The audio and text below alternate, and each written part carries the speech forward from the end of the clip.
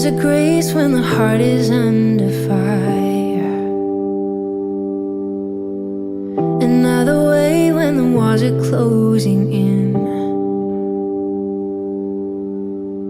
And when I look at the space between where I used to be and this reckoning, I know I will never be alone. There was another in the fire, standing next to me.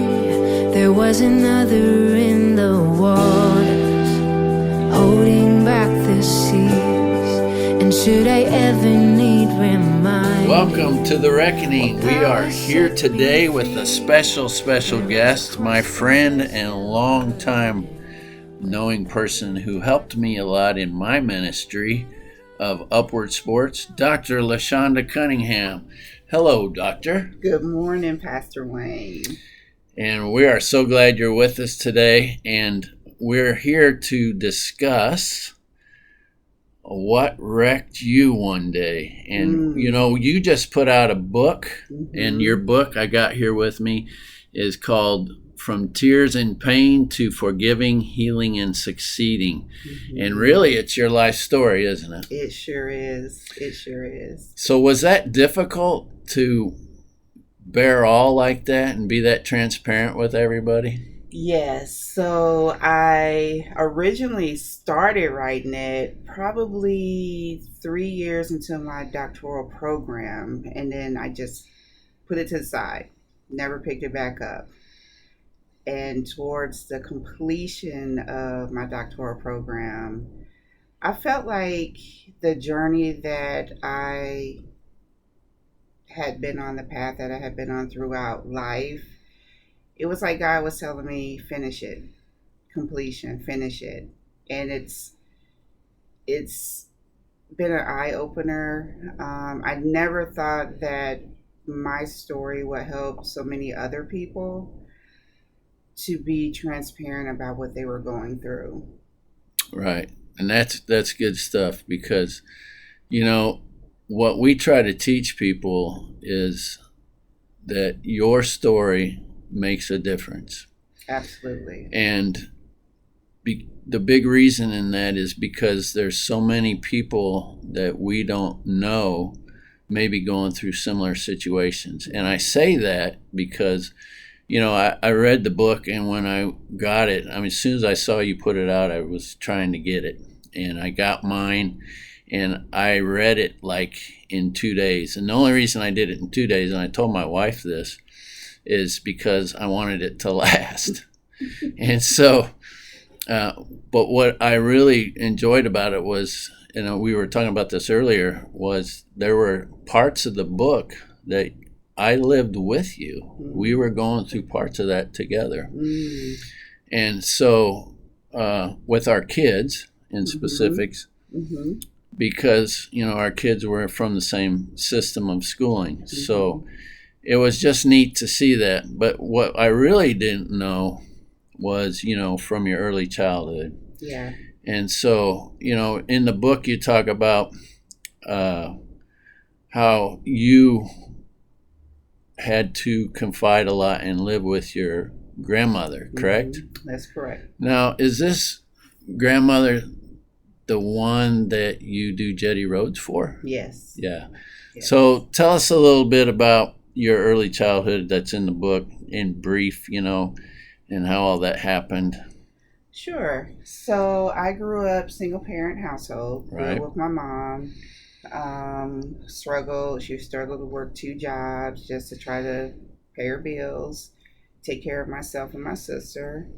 My dad was present in my life. They separated when I was 2. They were never married, and they never really got along. So through the years, it was difficult to navigate being from one household and then going to my father's house every other weekend.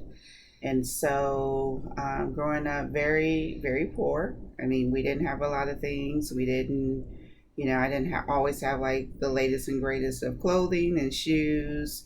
In fact, we government cheese, you know, stand in line for different food pantries, utilities being shut off or being evicted. And, we moved around a lot. Yeah. Moved around a lot. But she did her best. She did her Right. best, with the lack of education. She didn't have a high school diploma. So she did the best that she could. Yeah. So there was a time in your life too where and this is in the book, so I'm not saying this where people weren't supposed to know, where you graduated high school. Everything seemed to be great because you were going to go to a graduation party, right? But that kind of got wrecked. Am I not right here? Yes. Can you tell us a little about that? Yes. So, one of my best friends, we were getting ready to go to a graduation party, and we went to the apartment that my mom and I shared. And going up happy, having graduated, unlocked the apartment door, opened, go in, and everything was gone. So, for me, I was like, am I in the right apartment? Like, I know Right. this is the right apartment. Where is all of our furniture? Immediately, I thought, someone had burglarized the apartment. Walking through, my friend is standing behind me in complete shock as well. I walked through the apartment, it's just a 2-bedroom apartment. I looked right, all of my mom's things were gone. I looked left, all of my bedroom furniture was still there. There was a note on my bed, and my mother pretty much said that I was an adult and, that I could take care of myself, and, just, how proud she was of me, and she knew that I would be okay. Well, in my mind, I'm like, this is a joke. I sit down on my bed, my girlfriend sits down on the bed, and so clear to me even today to think I was working part-time at Schnucks as a bagger, not knowing how to process all of this, not having like the close or best relationship with my father. I had to call him. I didn't know who else to call. He came right away, but he didn't come in the most happy manner. He was very like upset, clearly visibly upset, mumbling, cursing. We got all the furniture out. He called my grandmother.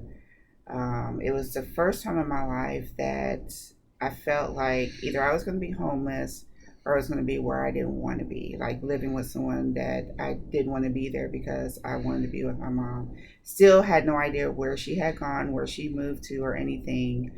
But I do know like she dated different people back then, not the best people, very abusive, very verbal, mental, drug abuse, all of that.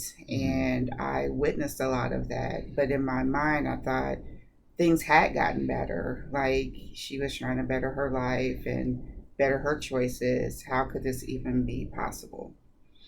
Wrecked completely. Yeah.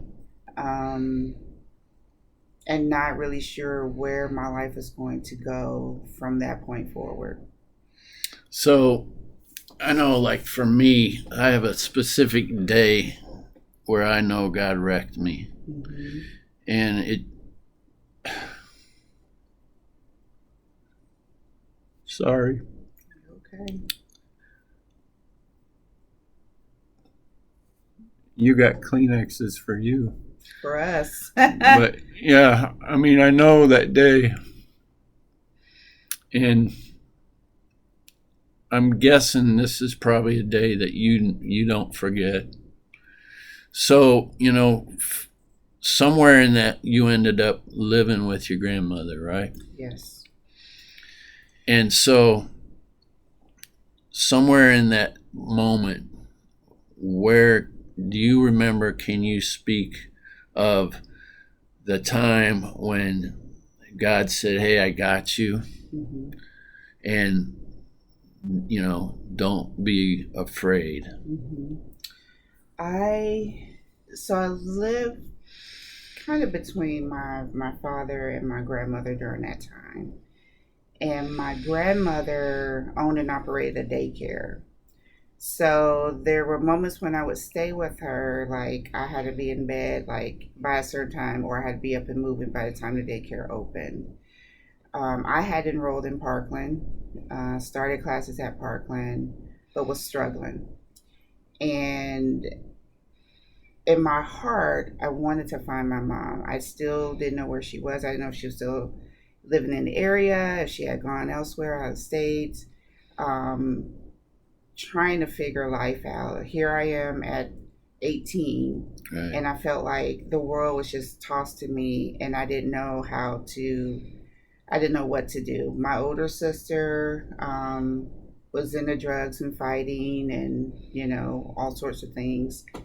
And she and I had to share the same mother but different fathers. And so our paths were very different. Like she, didn't complete high school or any of that. In my mind, I thought I very well could be doing the same things. And I was afraid um, because I had the weight of the world on me. And I felt Right. like, as big as my grandmother's family was, I felt like people were also watching me because here I have grandparents that were successful. I had a father that, had a great job, but then I have a mother who, people never really knew or never talked about. And I felt like I was going to fail. And I was scared.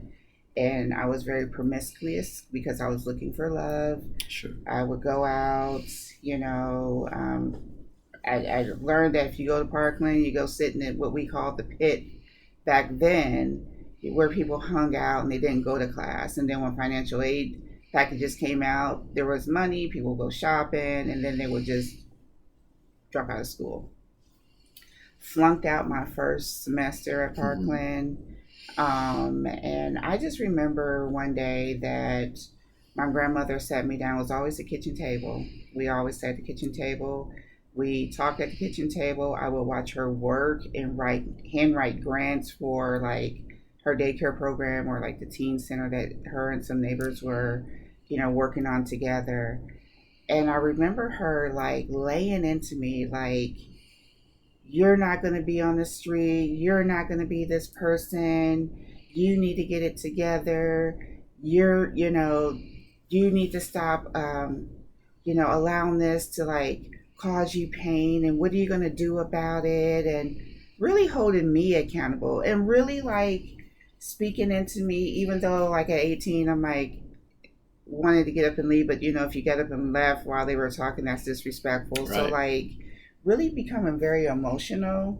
And it was then when she was like, I'm going to show you how, an adult is in life. I'm going to teach you about credit. I'm going to teach you about, being responsible. And she did.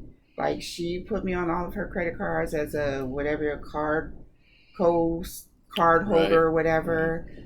But I was not responsible because for me at 18, it was like, oh, I have all this money and I work part time at Schnucks and I could just go like, oh, I just swipe a card just like that. Right. And so lots of purchases. And then she took it from me and she was like, you're not being responsible. Now I'm going to make you pay all of this back. Yeah. And so it was like, you're going to pick up more hours. You don't want to go to school. You're going to pick up more hours. You're going to go to work. You're going to get up and go to work just like everyone does every day. And so I didn't have time because she was so much on me that it was like she was my mom. And she was the mom that I needed because I was searching and trying to fulfill that void of missing my mom. Right. And because my grandmother was old school, you got up on Sundays and you went to church. And that was never like, we never did that in my home with my mom. It was like on Sundays, we just laid around, we had Sunday dinner, we washed laundry, and we get ready for the work week or school days or school week. We didn't go to church. So I didn't understand like the Bible. I didn't understand like what it was like, but my grandmother had me in church with her every Sunday, even growing up as a little girl when I would go visit her. Sundays, like if it was my dad's weekend, I was at church with her.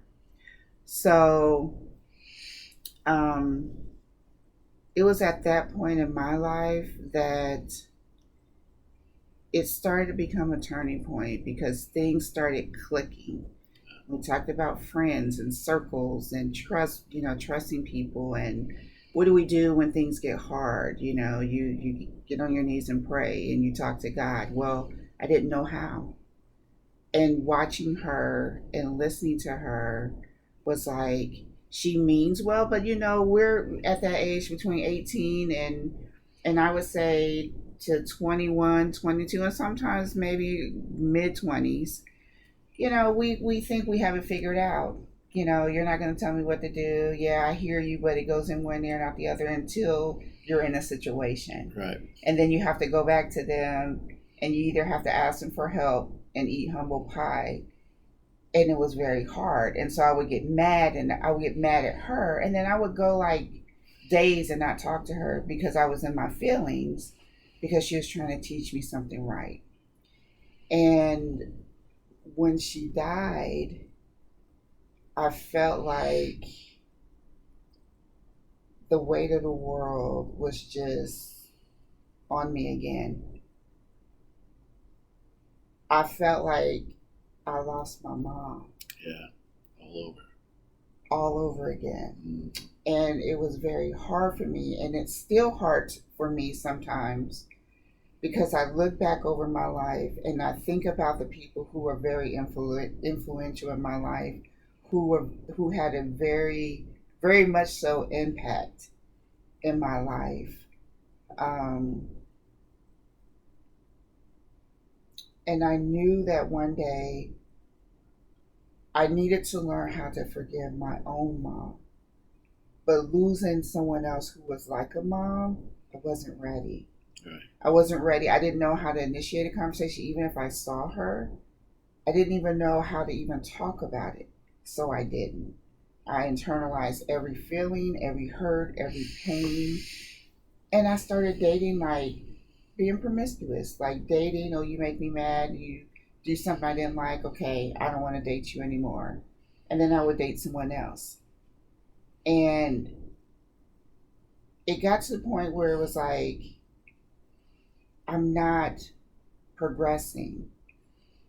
I'm a statistic in my own community because I'm doing the same thing that people that I hang out with are doing around me. I'm doing the same thing. Right. Now, I've never turned to drugs. I've never been an alcoholic. But being promiscuous, I mean, in our Black community, it's, you're classified as a garden tool. We'll just keep it clean and say a garden tool. Right. And I didn't want people to think of me that way. But I was also at a crossroad.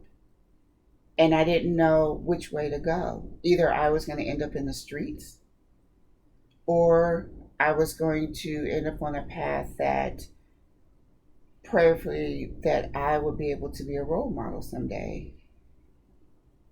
And every inch of my life, I reverted back to words that my grandmother would say to me, things that she would, tell me, I needed to be doing, like things that she had instilled in me.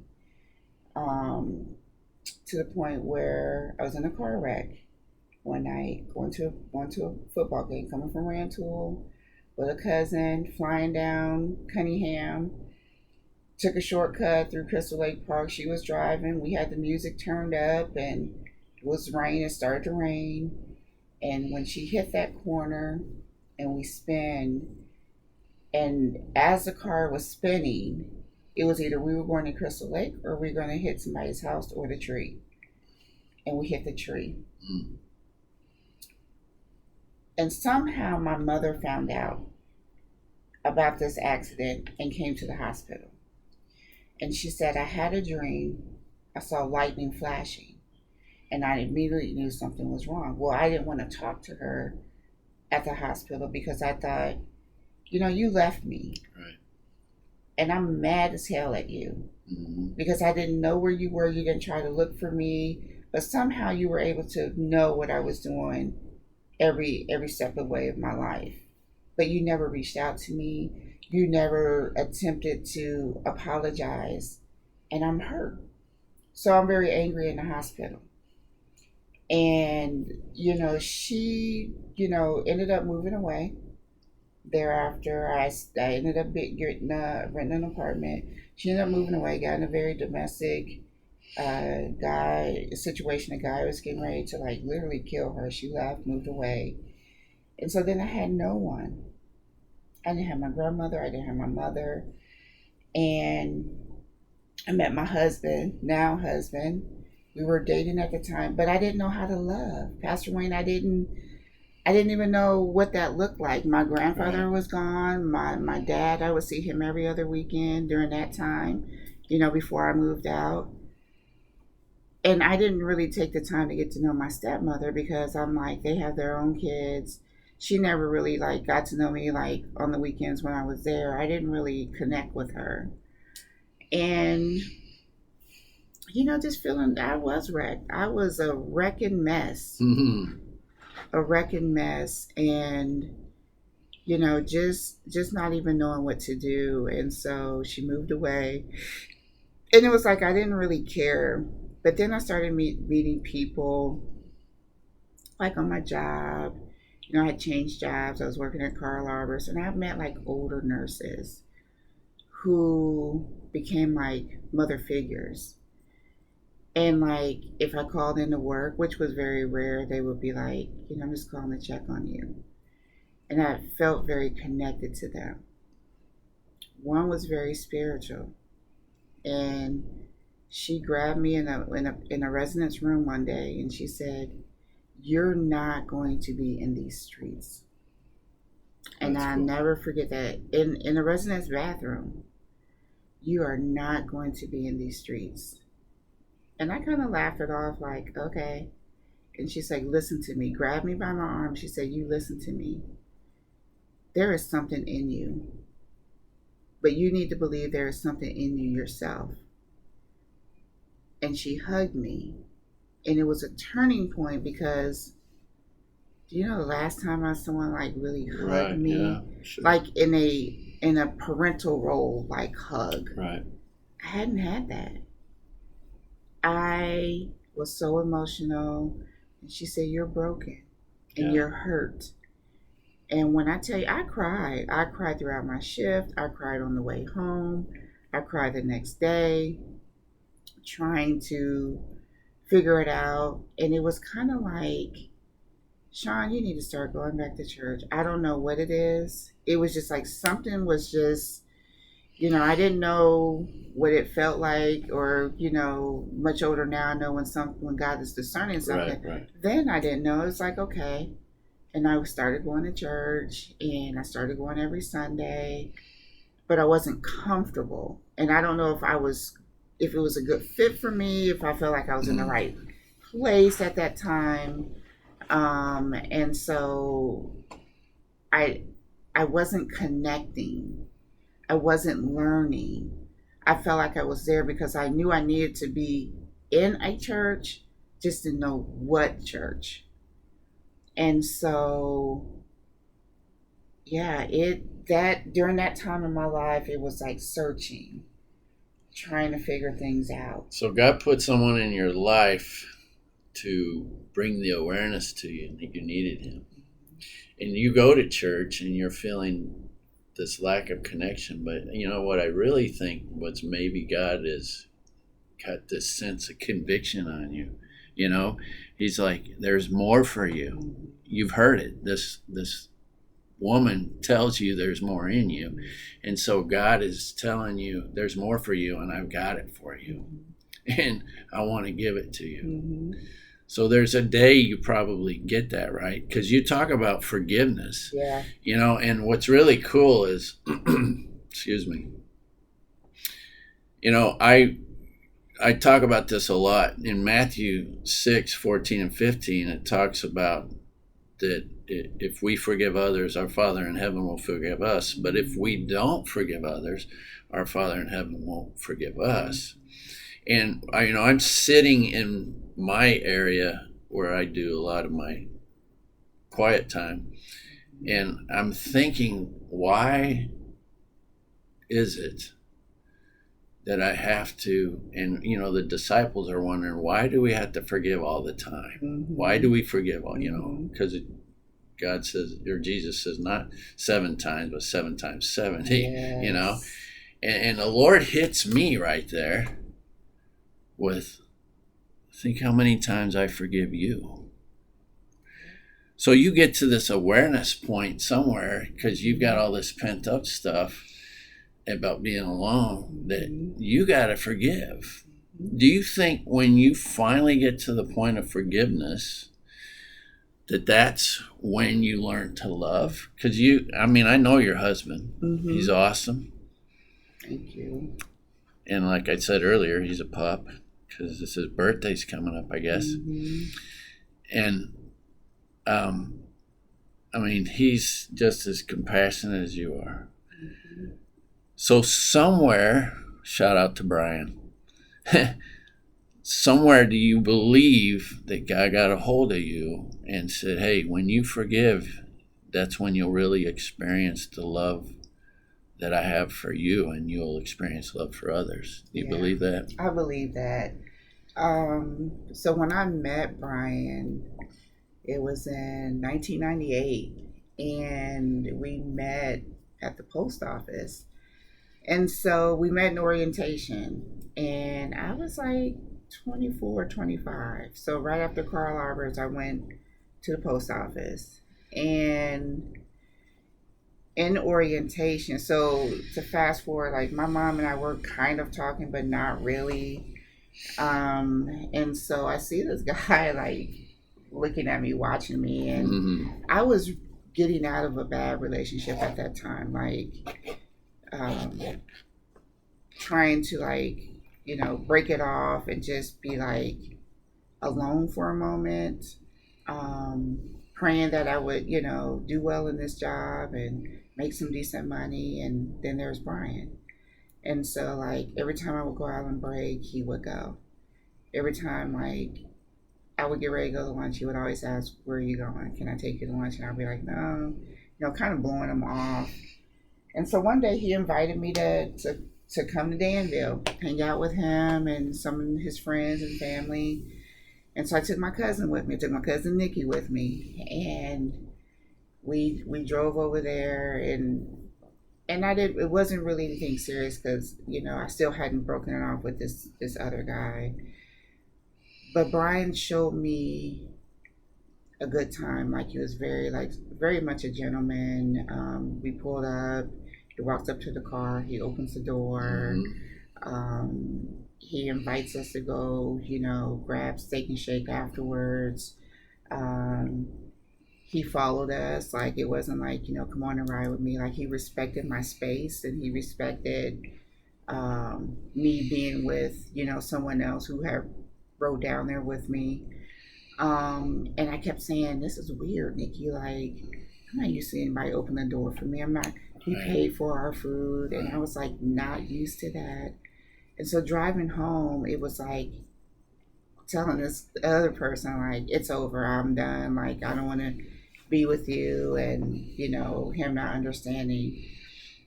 And then every day, like going to work, I was excited to go to work because I wanted to see Brian. And like we would be working on machines together. Then we started like heavily like dating and going out.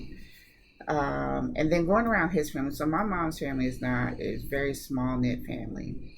His family is huge, and it was like a culture shock for me. Like meeting the family, he wanted to introduce me to his family. This is further like months down the road, and it was like the whole house was full. Like they were waiting for him. He's the baby of 3, waiting for him to bring his girlfriend to the house. And meeting everyone, it was so different for me. And I remember going back home, him taking me back home. I cried from Danville all the way home because I wasn't used to that. Is this what true love really is? Has Dr. Cunningham finally found what's been missing in her life all along? It would seem maybe she's there. But as Dr. Cunningham will share in our next episode, she had to come to the realization that deep down inside, years of anguish was still pitted there. And as she shares with us, she will find that real deliverance comes from forgiveness. And then she experiences what it's really like to know real love. And that real love is for all of us, as Dr. Cunningham shares with us in our next exciting episode of The Reckoning. And we hope you'll tune in and catch the rest of Should I ever need reminding what power set me free? There is a cross that bears the burden where another died for me. There is a love there in the fire.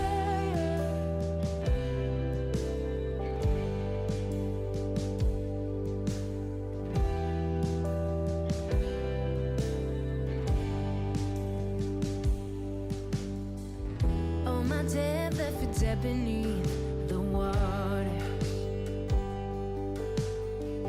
I'm no longer a slave to my sin anymore.